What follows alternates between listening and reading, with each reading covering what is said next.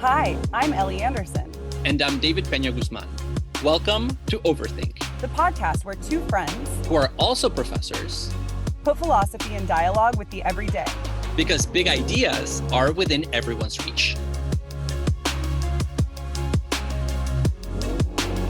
David, I have a question for you. Shoot. Have you ever ghosted anybody? I don't want to answer that. But since you put yourself on blast in a previous episode with your cottage Yes. 14 identity, I have to put myself on blast here and say that, yes, I'm guilty of having ghosted. Wow. I've never ghosted anybody. Been ghosted. Are you serious about that? I've orbited and I've breadcrumbed, but I've never actually ghosted. So I want to hear a little bit about this. Who did you ghost? Well, that's the thing about ghosting. So it is a serious subject, but I don't remember the person that I ghosted. This was in my early 20s, and I was on a couple of dating apps, and I talked to people, and in a couple of cases, so I think I ghosted 2 or 3 times. And Whoa! yeah. So like not quite a serial ghoster, but not like a one-time pony either. You know, it's between pony and serial ghoster. Okay, so how well did you know these people? Like, what was the ghosting situation? What was the level of egregiousness? Yeah, in the 2 or 3 cases, it was somebody that I met probably for a date, never more than that. And I decided that it was not a good fit, and I didn't know what to do when they continued reaching out to me. And one act of indifference led to a second one, led to a third one, and wait, how many times eventually were I they ghosted. reaching out? Like, did they text you once and you just never responded? Or they're texting you like 4 or 5 times and you're just like, ew, I don't see you. Yeah, just like a complete fly on the wall. No, so for it to count as ghosting, on my view, they had to reach out once, twice, maybe 3 times, and I didn't respond. Okay. And so that's how I define ghosting. Okay, well, good. Because that doesn't sound that bad. I've not responded to somebody who followed up after a single date and I've just like kind of forgotten. Sometimes I'll text them back 2 weeks later and be like, sorry, I never got back to you. Like, I'm just not interested. But sometimes I'll let that go. But yeah, if it's like more than a couple dates or more than a couple times that they're reaching out, then I get that. Okay, so you have ghosted. You have ghosted. Wait, but okay, imagine I go on a date with somebody and neither of us follows up afterward. That's not ghosting. Oh, no, that's just like a mutual spook. Just like, like a peekaboo. It's not even a spook, it's just like a nothing. You know, Yeah. It's like, Yeah, I agree. Okay, so it has to be the case that you've gone on at least one date, the other person has followed up, and you haven't responded. I'm not sure how committed I am to the date requirement. I mostly would define ghosting in terms of built up expectation. So even if we've never met, if we've been communicating for a month or 2, and then one person suddenly disappears, I would also consider that ghosting. So I like that you brought up expectations here, because I completely agree with you that even if you've never met somebody in person, if you've built up an online communication with them or something like that, and then you suddenly stop, that would count as ghosting. However, I would say there are cases when you meet somebody in real life and you don't build up those expectations, so it's not ghosting. So I would say, like, if I go on a date with somebody, I'm not really interested, and they text me and I just forget to text back, I don't know that I would consider that ghosting, because I haven't, by virtue of just going on one date with them, built up the expectation that we're going to see each other again. Well, if, however, I end the date and I'm like, can't wait to see you again, and then I don't respond, that's different. I call shade on all of this because I agree with you. Yes, I agree with you that there is no expectation on going on a second date. But once you've met somebody, presumably you've already talked to them for a few days, you've already established a rapport, you've agreed on a meeting spot, you've talked about your interests. So there's an expectation that at least you will text them back to say, I'm not interested in following up. Oh, see, maybe this is just like my practices of dating. I will just text somebody and be like, want to grab a drink? You seem cool. That's fine. But by the time that date ends, there is already a dynamic. And so to never follow up on a text once you've already met in person, to me, that's ghosting. And so it seems, Ellie, that You're actually a serial ghoster from the sound of it. No, I'm not a serial ghoster. I just like totally reject that. Not because I want to deny that I, haven't followed up with people sometimes, but because I just don't think that counts as ghosting. I would say that in order for something to count as ghosting, there has to be at least some level of romantic interest expressed. And a date is really that. Arguably, for me, romantic interest often usually emerges like 2 or 3 dates in with somebody. Everything that you've described, I would have just named ghosting if I had done it. Because I am defensive because I don't want to be the only ghoster in the room. That's what it really boils down to. No, but... Well, you can be. It's okay. I'm sure it would be okay for you if I'm the only ghoster. See, yeah, for me, ghosting is the practice of cutting off communication with somebody that you've already established that you are interested in as well. And I don't think a first date clears the bar for that necessarily. So I guess we just disagree on that. If you go on a date with somebody, that's an expression of some kind of interest. If it doesn't develop for you, then you have a responsibility to tell them, hey, it didn't work out for me. Yeah. Well, and frankly, I think when most people think about ghosting, they're more interested in the cases that involve actually an established relationship of some sort where somebody's cutting it off. If I'm dating somebody for a month and then suddenly they don't respond to one of my texts, and then I follow up and they don't respond to a second one of my texts, I'm wondering, did they suddenly die? Did their phone break? Did it get stolen? What the hell is going on? Did they suddenly decide that they don't like me anymore? If so, what was the reason? Those are the cases that provoke rumination and questioning. Because they're a bigger kick in the gut. And they seem much more morally ambiguous. Oh, well, I think they're less morally ambiguous. I think it's clear that we're entering into territory of harm.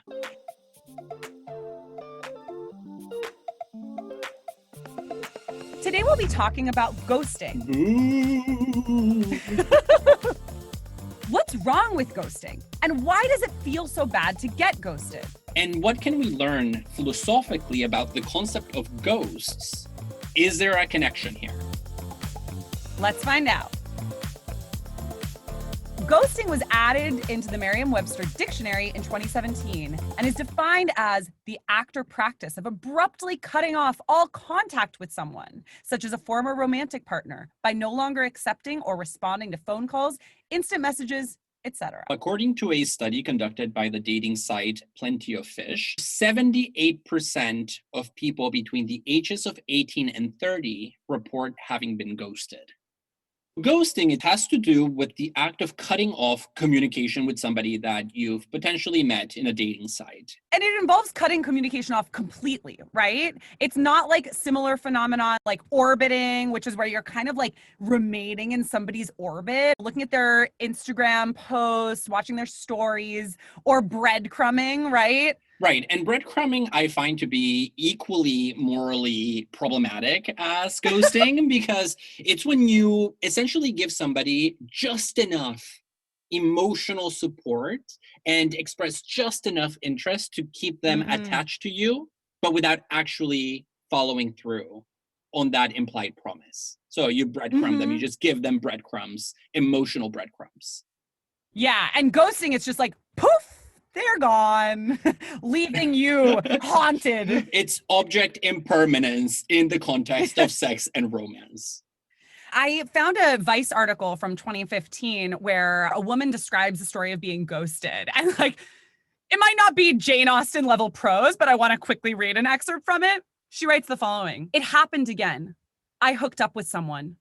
This time it was an adult skateboarder who repeatedly told me he wanted to see me again. This foolishly made me believe he might want to see me again. Rather than respond to my text 2 days later, he chose to pull the digital version of that scene in every teen movie where one pretends to be a lifeless mannequin while on the run from mall cops. Weird. He was just here a minute ago. Clear case of object impermanence. He was here a minute ago and suddenly he's disappeared. Although if you're going on a date with an adult skateboarder, consider No, I don't know how. No shade. A little shade. So a lot of people talk about the pain of being ghosted. What is it like to get ghosted? Well, as somebody who by his own definition, has ghosted, but has also been ghosted. There are feelings of rejection. There is a feeling of impotence because you can never extract an answer like, why did you ghost me? And there's a sense of frustration with the randomness of it all. It's just unmotivated, unexplained. It's just this question mark that hovers over you. Yeah, ghosting makes me so angry because it leaves you completely confused, in a way, even unmoored in the world. If you really were excited about somebody, you thought there was relationship potential there, and you get no feedback about why that might not have been the case for them. Was it them, or was it me, or was it something about our interaction? Those questions can start just like running around and becoming a huge distraction. Yeah, and I would go so far as to say that ghosting is an expression of gaslighting because it makes you really question your interpretation of reality. Did I imagine this thing that I thought we had in common, especially in those cases where there is a clear investment from both parties, right? Like there's been multiple dates, you've met the friends, you've made some suggestion that there's a future together. Yeah, something similar to that happened to me one time where I was beginning a relationship with somebody who suddenly ghosted me. And I found myself in a really weird position because I wanted to check up on them and like make sure that they were okay, because a part of me was genuinely concerned that something had happened. Turns out they were okay. They were. I later found out. But like, I didn't have any mutual friends with this person. And so I couldn't ask anybody else, are they alive? Are they healthy? Are they safe? Did their phone break? And I was just wondering all of those things and not wanting to come off as a creep by continually texting them, but also like genuinely being concerned for their well-being. No, and that's part of the violence of ghosting. It's not just the disappearance, but it's that the disappearance plus the lack of explanation makes the ghosted go through a series of emotions of increasing intensity, right? At first you're like, oh, they're busy right now. Then you move one scale up and you're like, oh, I hope everything is fine. So now there is concern. And then you move up to the next level where it's like, oh my gosh, panic, maybe something is really wrong. And then you go all the way to rage where it's like, this asshole ghosted me. And it's always too late, right? You always only come to that recognition that you've been ghosted after it's been too long. And you should have read it a long time ago. Absolutely. And researchers from the University of Kentucky at Lexington have actually suggested that pain of this sort, the pain of ghosting, is akin to physical pain. It activates the same pain pathways in the brain as physical pain does. Yeah, so next time I'm ghosted, I'm just going to pop a Tylenol and call it a day. Yes, the study actually says Tylenol can ease social pain. Which, I mean, I don't disbelieve that, but there's something to social pain that goes beyond a quick pharmaceutical fix. There's obviously something wrong with ghosting. The people ghosted are being harmed. How should we grasp this harm of ghosting? What's the moral problem with it? Well, I think one way to think about it is in terms of the refusal to be recognized as an agent who is entitled to certain things from the ghoster. Just generally, people in the course of interacting with one another as we move through the world, we need a sense of validation from those around us. We develop certain expectations because human interaction is always normative, right? It follows certain norms. And it's when those norms are violated that we are ethically harmed. On this interpretation, one of the things that is wrong with ghosting is precisely that it breaches, that it violates a very basic expectation, which is if you're not into the other person, just let them know so they don't go through all these stages of mourning your absence. Yeah. And I mean, a lot of philosophers will talk about how we need recognition from other people in order to feel validated as a self. So my self doesn't exist in a vacuum. It exists in being recognized by others. So for instance, Jean-Paul Sartre has his famous theory of the look, which suggests that in order to gain a sense of self, I need to be looked at by another. And a lot of feminist theorists and philosophers of race will talk about the pain of not being recognized as a subject, as a self by another person. So when we don't get that validation, we're just sort of left questioning not only our relation to the other person, but also our own existence, questioning our own validity. Yeah, and there's a way in which the lack of recognition translates into what some people call social death, where you might be biologically alive, you might be in perfect shape, but to be denied those basic forms of recognition, being treated with fairness, not being systematically lied to, just the things that make social interaction meaningful and meaning making in the first place, once that's taken away, the kind of harm that befalls you really is social in nature, because you're being uprooted from your belonging in a community of agents. Wow. And that's so interesting to think about the term social death. I hadn't thought about that here, because when we think about ghosting, we think about the ghost as being the person who, well, ghosts you, who gets out of the picture. But if I, as somebody who's ghosted, experience a form of social death, then getting ghosted also turns me into a ghost in some sort of way. No, I think that's right. And when you read, for example, accounts of being ghosted online, one of the things that a lot of people will complain about is that they feel this sense of frustration at not being able to do anything. So there is this absence or this lack of causal power, which of course would be what ghosts would suffer from. On account of not having a body. So you just feel like you can't actually do anything. Yes, you can't make an imprint on the world. And you might text the person that ghosted you. You might call them. You might try to find out where they are. But if they've cut off communication with you, it's almost as if they've taken your very power of causality away from you. Yeah, and that can feel so harmful too, because sometimes being ghosted makes you feel like you don't have any moral ground to stand on, because maybe the ghoster hasn't technically done anything wrong, and yet they still have violated social norms in some way. Yeah, and I think this is precisely where we can talk about the morally ambiguous territory that is sometimes constructed around ghosting, where people can hide in the gray areas of technically not being in a relationship in order to justify something that is pretty clearly harmful, especially if you're looking at it from the perspective of the ghostee. This is what I want to talk about, though, because I think a lot of people who ghost would hide behind excuses and say, for instance, like, oh, well, we weren't, quote, in a relationship yet. We hadn't defined things. And so I didn't technically break any rules. There's this way that ghosters get to hide behind our moral ambiguity around dating norms and the idea that all's fair in love and war and you just do you when you're dating, this sort of complex of romantic mystique and the capitalist underpinnings of dating, right? And then just be like, nah, not into it. Yeah. I don't owe you any explanation. The idea of not owing somebody anything is what's interesting. Correct. But even the language that you've used of hiding behind these excuses suggests that if anybody were to agree to having ghosted somebody, they will recognize that it was wrong. Typically, people will just deny having ghosted, or they will come up with excuses to justify the ghosting and put it into some kind of context. But I think in general, there is widespread agreement that ghosting is unethical. And yes, it can be very easy to justify because of the kind of thing that it is. But I don't think it's really morally ambiguous. I don't think we're in morally muddy waters. We're in waters that are easily rendered muddy, if that makes sense.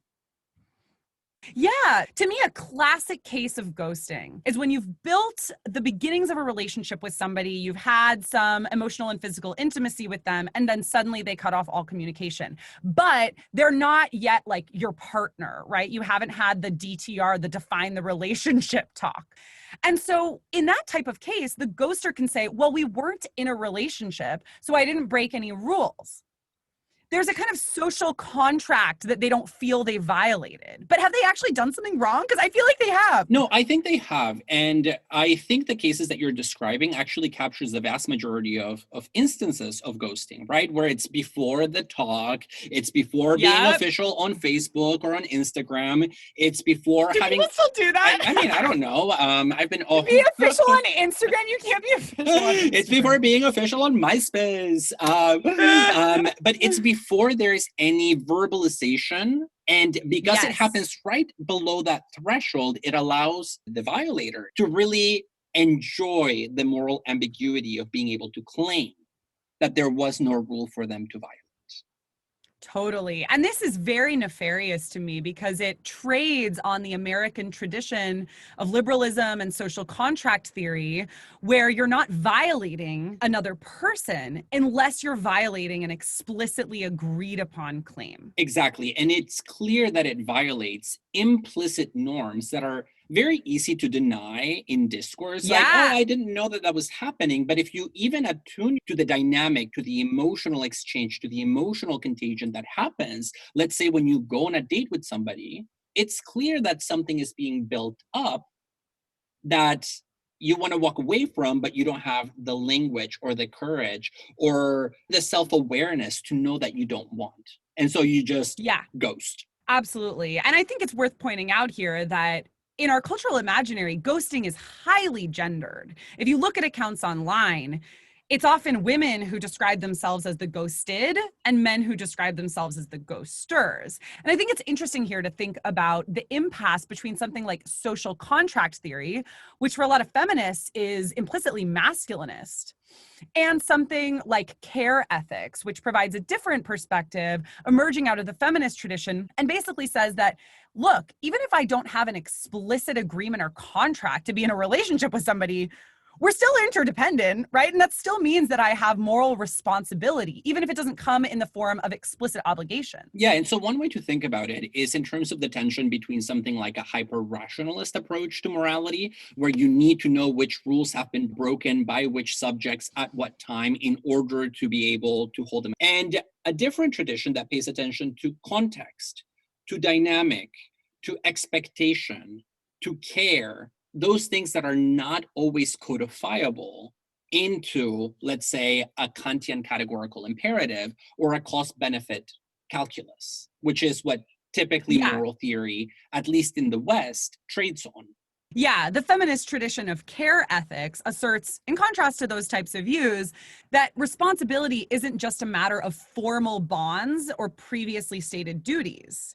And Joan Tronto, a prominent care ethicist, says that the ethics of care actually treats ignoring others as a form of moral evil. And so if I'm ignoring somebody, if I'm withholding recognition, even if I haven't trespassed against an explicit bond, I'm still doing harm and I'm still actually responsible for that. Yeah, harm. and I like this language that you're using because we tend to think of ignoring something as a failure, like, oh, I didn't know, so I overlooked it. But there is a willful element. There's an active indifference, an active ignoring that happens in the case of ghosting, right? You don't ghost by accident. Yeah. It's not like, oh, I slipped in a banana and I accidentally didn't answer any of your texts in which you were telling me you were freaking out about what was happening with me. So there is something here that has to be actively constructed and produced by a subject who happens to benefit on the moral ambiguity that this is a gray area, at least from a legalistic, rationalistic point of view. Okay, so ghosting is wrong because it is violating implicit norms and failing to recognize the subjectivity of the other person as well as your relationship with them, even if it's not called a relationship in our like American obsession with labels. Correct. And I think there is a disregard for their emotional well-being above all. There is just this sense that it doesn't matter if they're suffering. It doesn't matter if I'm causing them to question the very fabric of their social reality. As long as we haven't had the talk, I can do whatever I want because I cannot be held accountable in the court of public opinion. Totally. And I think at the same time, there's still often an implicit acknowledgement by the ghoster that they've done something wrong. So why might somebody have ghosted? So I think that ghosting, and for thinking about this, we might appeal to the ancient Greek concept of virtue. I think ghosting happens because there's a lack of truth telling and a lack of courage. The ghoster finds themselves in a tricky situation. Maybe you went on a date with somebody that you then realized you're not super interested in, and you just don't know how to bring that situation to an end. And so you do the cowardly thing, which is you just step back and effectively watch them turn themselves inside out emotionally because you're getting their Yeah. texts, right? So you know what's happening. Or refuse to watch them. Because sometimes, even if you're getting text from them, you're not actually seeing the harm in No, many but cases. there are cases in which the ghosted will amp up the emotional charge of their text messages, like, hey, are you okay? Yeah. Is anything wrong? I haven't heard from you in about a week or two. Hey, dude, what's happening? Okay, you're an asshole. Mhm. And the ghoster. It sounds like you're speaking from Oh, yeah, experience. Here. but from the ghosted. I'm a petty ghosted person. I will haunt you for weeks and weeks and weeks. Yeah, I'm the opposite. And I think this might have to do with gender norms. As a woman, I'm so scared of coming off as desperate that if I get ghosted, granted, I've only been genuinely ghosted one time, but if I get ghosted, I will send like 1 or 2 follow-ups, as I, mentioned earlier in the case of somebody I thought had maybe died. And then I was just like, I'm going to leave that now because I don't want to look crazy. Oh, right? yeah. And so I will be crazy. But then Must again, be nice as a cisgender man. No, I think that's exactly right. Because that is never a worry that I have of being perceived as hysterical or irrational. But so, in terms of thinking about how people rationalize their ghosting, that's a really tricky question. Yeah, I think a little bit about Aristotle's concept of akrasia here. Akrasia is basically translated often as incontinence or weakness of... Which is a lamentable translation. A very lamentable translation, but it's better known as weakness of will. Akrasia is a lack of control or mastery over our desires. An akratic person goes against reason, right? So they know better. They're like, I know ghosting is wrong, but my feelings are leading me in a different direction. And often those feelings are feelings of laziness. You're just entropically resting on your laurels of feeling like, I don't really owe anyone anything. And so the akratic person knows that their actions are base, but they do them anyway because of their feelings or desires. Yeah, and the classic example of the akratic subject is the person who knows that smoking is bad for them, but they keep smoking anyways. And so there is a way in which the problem here is not cognitive, it's not rational, it's not lack of access to what the right course of action is. It's just that you know what it is, and there is something about your constitution, something about the way in which reason relates to the emotions that makes you unable to take that step toward the right thing. Yeah, and interestingly, Aristotle says that akrasia is not a vice exactly, but it's a condition of character that seems base and blameworthy, even if it's not like an outright moral evil. Yes, and he says that the problem with akrasia is that it actually tells us something about your failure to cultivate your virtues. Right? So you become akratic because you haven't taken the time to do the kind of work that you need to do on yourself as a moral agent so that you can always do the right thing once you're able to identify it, because that takes virtue. It's not simply knowing the right thing, it's having the will to enact it. Absolutely. And Aristotle is a philosopher who insists constantly on the social nature of humans, right? We live in communities and our virtues don't exist in a vacuum. Our virtues are built up through our interactions with other humans, or they're, not built up in the case of ghosting. You're just like hanging out in your akrasia. Yeah, and in the Nicomachean Ethics, he lays out a number of virtues, right? And every virtue comes with a corresponding vice. And 2 of the virtues that he describes that I think are particularly relevant to the context of ghosting are courage and truth-telling. Because courage is something that I think the ghoster lacks, because it's hard, it's difficult to tell somebody that you're not interested in them.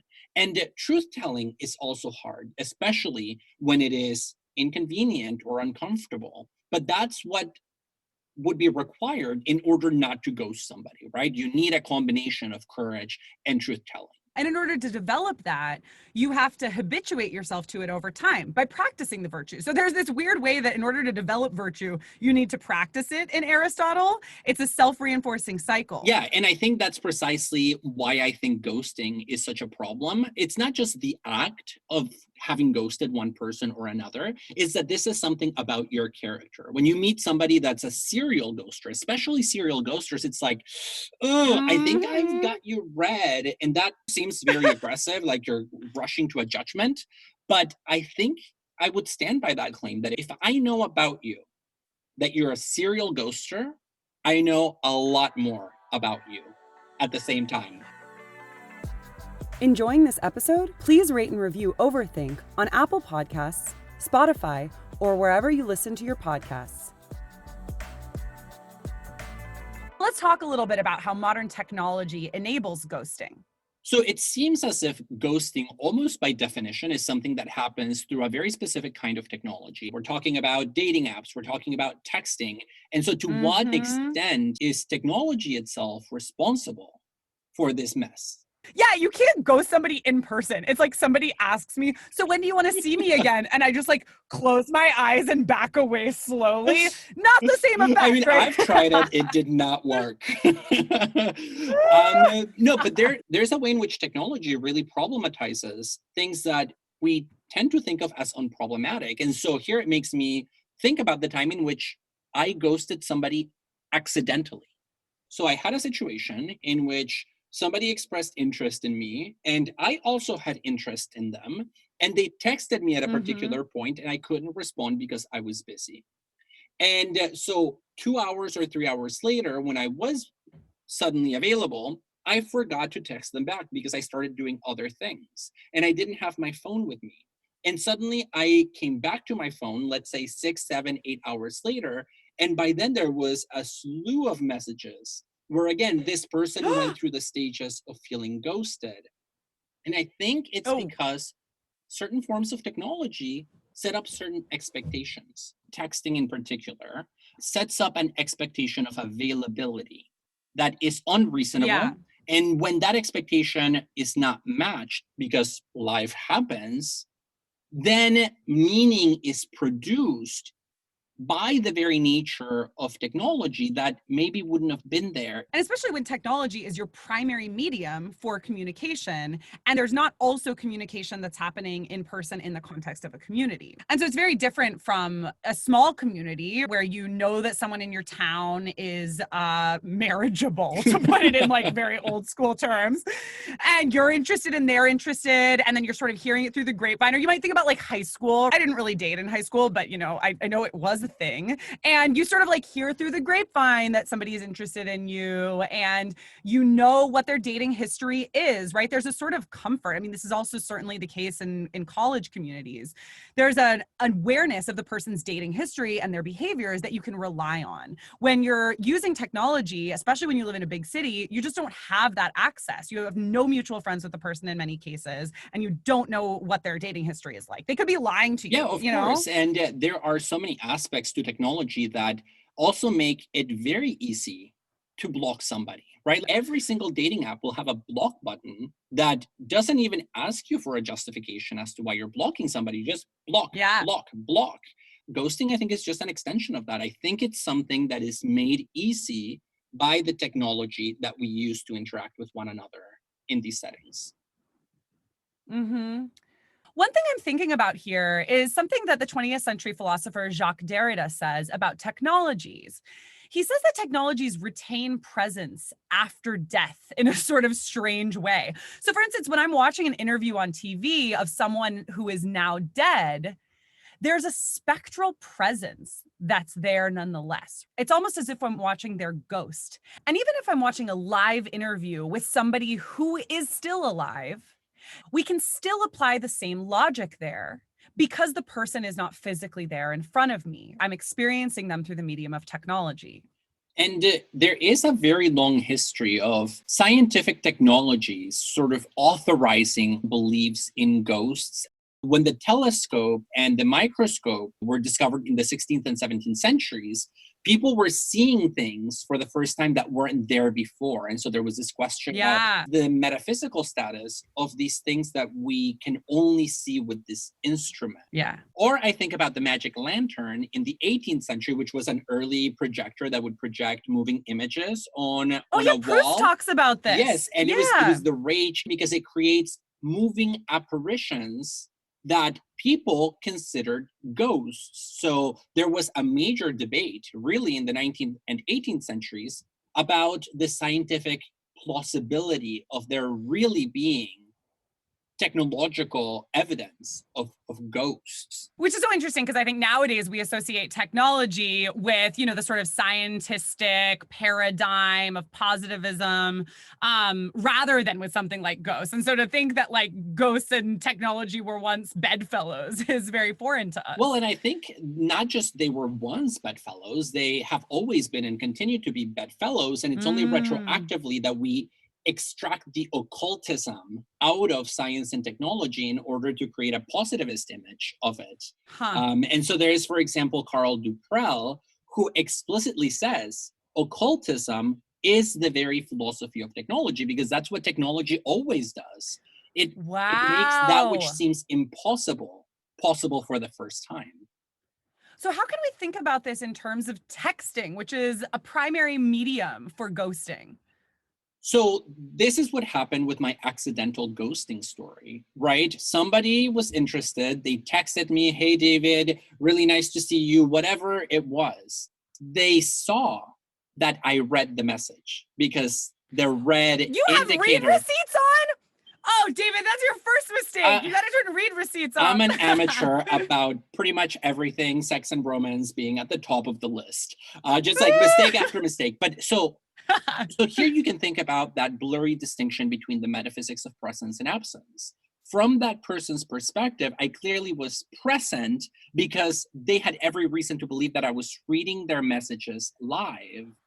Okay, that is a crucial part of the story. Wow, because you said it was only later that day that they were sending you all these texts being like, "Why didn't you respond to me?" Yeah. But they saw that you had read it. Yes, because I was seeing them for the first few hours. I just couldn't respond because I was doing something else. And so I was both present and absent, probably in the same way that Derrida thinks about the spectrality of language, the spectrality of social relations, the spectrality of technology. So technology enables ghosting behavior and problematizes the distinction between what is present and what is absent. Is there anything we can learn about ourselves or about the world from ghosting? Yeah, I think there's a lot we can learn about ourselves and the world, because in a way, this play between presence and absence that we find in ghosting might actually be indicative of the way that we relate to each other, even when we are fully present in relationships where we're not ghosting. I think the French post-structuralist tradition of people like Jacques Derrida, Roland Barthes, and Julia Kristeva has a lot to say here. Derrida in particular comes up with the word hauntology to describe something like the constitutive absence of our relations to others. One thing that I really like about the Derridian notion of hauntology, and this is classic Derrida 101, is that it's a linguistic pun on the word ontology, which is the study of what there is. And Ellie, I know you've read a lot of Derrida. You've published about Derrida. You wrote a dissertation about him. So you are the ghost to Derridian. I get it. Oh my God. To talk about hauntology. So ontology, O-N-T-O, is the study of being. And Derrida plays on this to describe something he calls hauntology, which we might say is the study of being haunted. I think this is an interesting word here because in general, Derrida and the French post-structuralist philosophers with whom he is usually aligned are interested in the way that even what seems to be present to us still has absence inscribed within it. So we said earlier that if I'm watching an interview on TV, whether the person is alive or dead, they're still appearing to me as a kind of ghost. But for Derrida, we can also extend that to people who are actually even physically present to us. Because what happens when I'm facing another person is that I'm never going to see their subjectivity as it appears from the inside. I never have access to, this fullness of being. The ghost inside the shell. That's what we can't see. Yes, if there even is one, of course there's not. And so human interactions give me this sense that there's always more to the person than I can access. And so no matter how close I am to another person, there is still a trace of their absence, which makes them always already a ghost to us. Yeah, and what I like about the Derridian account is that he really blows up the concept of hauntology to apply not just to that limit that I will always hit when I interact with another person, which is that I can't experience their consciousness from within. But he says even things like, think about your proper name. right? Ellie. Ellen, technically, but let's go with refers to Ellie. you. Ellen, oh my, how did I not Yeah. know that? This name that you have that I just learned about you, it refers to you, but it also refers to a ton of other Ellens. And so there is Yeah. an individuality and a generality, a presence and an absence that, according to Derrida, is just constitutive of language. Every time we speak, we produce presence and absence at the same time. And so in that sense, it is particular to ghosting that it's usually happening via texting and or other technological mediations. But we might say that those technological mediations, the particularity of them, is actually revealing something that's already at work in other modes of human communication, even in-person conversation. It's almost as if the technological medium amplifies something that is already there. And here we might think about the double meaning of the term medium, right? As that which enables something, and also in the context of paranormal phenomena, the medium is the person that conjures up a ghost. Oh my God. And so social media is our medium that leads to ghosting and being ghosted. So we're learning here something about the contingency of human relations and the constitutive absence of people to us. I'm thinking here too about Roland Barthes, another French philosopher of the same period that Derrida is writing. In his 1977 book, A Lover's Discourse, which is just a beautiful reflection on the nature of love and, you know, and ghosting. A lot of its negative aspect. Yeah. Well, he has a chapter in his book on the absence of the other. And he says here, within the context of discussing sort of like the 1970s version of ghosting, which is when somebody has left you and you don't want to be left, that desire is always the same, whether the object is present or absent. He asks, isn't the object always absent? Because I can never, even if somebody says, I love you, even if somebody's there for me, I can never actually be sure of what they feel for me because I can never experience it directly. And this makes me think of two things. The first one is just that the psychoanalytic concept of desire is tied up in a notion of lack. Insofar as there is desire, there is lack and there is absence. There is no way around that. And the second is Derrida's claim that when you love somebody, it's really impossible to know whether you love them for the singular individual person that they are, or for the general attributes that they represent. Yeah. It's impossible to know. So for, let's say, Ellie, that I was in love with you. Would I love you because of you independently? You would ghost me probably. Let's be real about this. And then I would haunt you because I'm petty. We've established that. But the question here is, would I love you for you? Or would I love you for some of the things that are secondary attributes, like the fact that you're blonde, the fact that you're white, the fact that you're a woman? Stunningly genius. Yes, secondary and tertiary attributes. No, I do think you're genius. But how many of those could I change until I didn't love you anymore? Yeah, and the point is that we can never know as beloved why another person loves us, or even that another person loves us. And actually for ourselves, we can never answer the question why we love another person with full confidence either. I mean, I think this actually gets us to another point, which is that we are always already ghosts of ourselves too. Yes, and this makes me think of the French psychoanalyst, Julia Kristeva, who makes this argument in a book entitled Strangers to Ourselves, where she says, there is no way for us to know ourselves in order to satisfy, let's say, that old Delphic model, know thyself. I will always be a stranger in my own house. So in the context of dating, I have to say, when I ghosted, one of the things that was really shocking is that I felt comfortable committing a kind of violence just because it was unspoken and passive and invisible. I then realized, oh, maybe I am the kind of person that does this, and I didn't think I was. And I truly felt like a stranger to myself. Like, this self becoming ghost to itself. Ah, yeah. And so it's teaching you something about yourself. And part of what it's teaching you is actually your own opacity to yourself.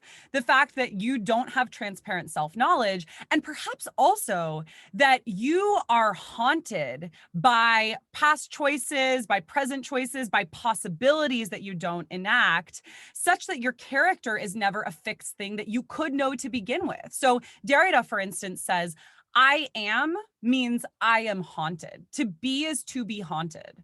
And when we think about the responses one might have to being ghosted, one of them is getting caught up in reverie and thoughts due to one's curiosity about why this may have happened. And so what's happening when you're being ghosted is the sudden absence of the other is provoking a new mode of self-relation. You're constantly relating to yourself as other, right? Trying to see yourself from the outside as the other might have seen you, trying to wonder what they might have liked or not liked about you. You're trying to self-assess, but that is in principle impossible because you are always a ghost to yourself. Yeah, and even the act of self-distancing in order to see yourself from a different perspective, it entails what Derrida calls auto-distancing or self-distancing or difference, which is his famous concept, because you have to establish a certain difference from yourself to see yourself or to try to see yourself from somebody else's perspective.